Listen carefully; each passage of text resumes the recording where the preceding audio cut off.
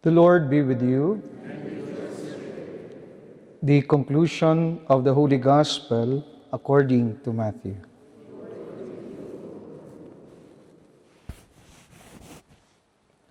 The 11 disciples made their way to Galilee, to the mountain to which Jesus had summoned them. At the sight of him, those who had entertained doubts fell down in homage. Jesus came forward and addressed them in these words: "Full authority has been given to me both in heaven and on earth. Go, therefore, and make disciples of all the nations. Baptize them in the name of the Father, and of the Son, and of the Holy Spirit. Teach them to carry out everything I have commanded you. And know that I am with you always until the end of the world." My sisters and brothers, the Gospel of the Lord. Patawarin ako ng Diyos kasi simula kagabi, hindi ko na mapaghiwalay yung salitang boom sa butterfly.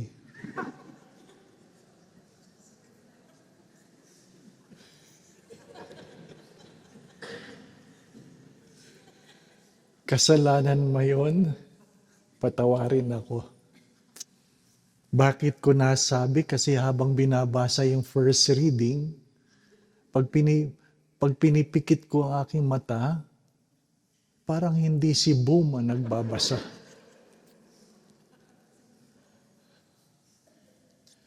I know how he was so overwhelmed seeing the place, and perhaps that was the reason he was able to read the first reading in that way.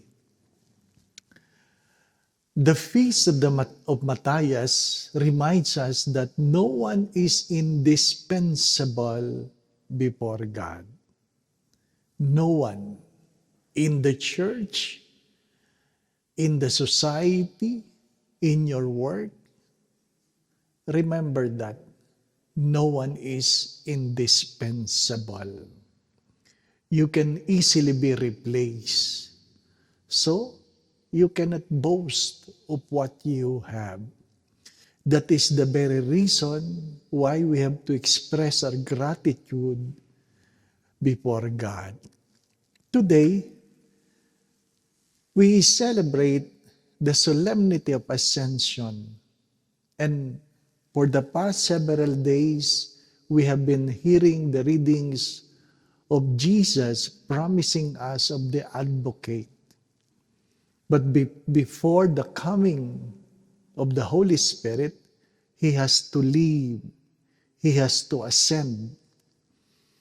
And just to give you an idea of what we call the Paschal spirituality, it is not only about embracing the suffering. We have to suffer for the sake of Christ, and we have to die with Christ. The Good Friday is a death with Christ. Then, there was a 40-day between Ascension and Easter Sunday. It is a time of mourning, a time of perhaps trying to understand what had happened, trying to comprehend, trying to accept, trying to embrace our own dilemmas and fears, because relying everything on Jesus while He was around was easy. And the moment he leaves, he dies, he passes away, there's a big question. How will I survive? We need to comprehend and perhaps an invitation to look into ourselves. A good saying says, even though I was so afraid, I thank God that in the moment of crisis, I was alone and it made me realize I can do it. In the moment of crisis, I was alone and you only made to realize you can do it. Sometimes we are so too dependent on the people around us. But sometimes to let go is an act of love to make us realize you are strong enough to survive. Then, letting go is part of the spirituality. Because to have more is to let go. To have something new is to let go of something old. If you want to be somewhere else, you have to let go of your old place. Today we are invited. What are the things we need to let go? You can never be in heaven keeping your feet here on earth. What are the things you need to let go? And why are you so afraid of letting go? Let go. Death is part of life. It is in only death that you will receive a new life. New life, not only being a part of from the old, but the ascension promises not only of a new life, but of a new spirit. Pentecost promises us of a new spirit. Sabi ng aking tita, pag namatay ba tayo, Father, hindi na ba ako malulunod pag ako ay nag-swimming? Kasi takot na takot siya sa tubig.